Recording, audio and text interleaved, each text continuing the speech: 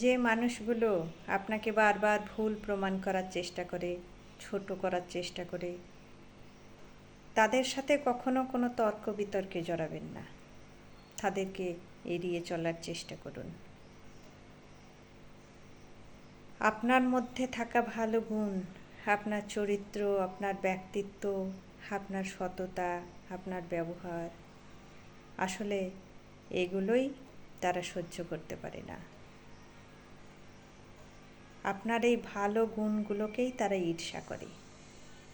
তাই তারা সব সময় আপনাকে ছোট করে নিজেকে মহান প্রমাণ করার চেষ্টা করে। হয়তো তারা আপনার মতোই হতে চায়, কিন্তু তারা ভালোভাবেই জানে হাজার চেষ্টা করলেও তারা আপনার মতো হতে পারবে না।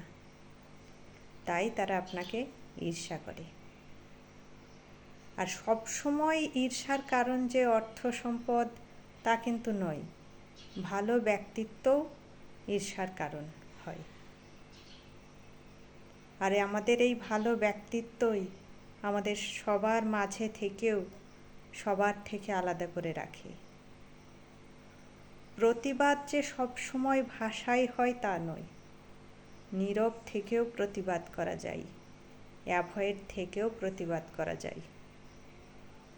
সব সময় তর্ক বিতর্কের রাস্তাটাকে বেছে নেবেন না।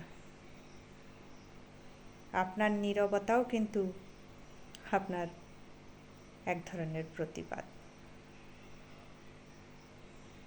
তাই যে মানুষগুলো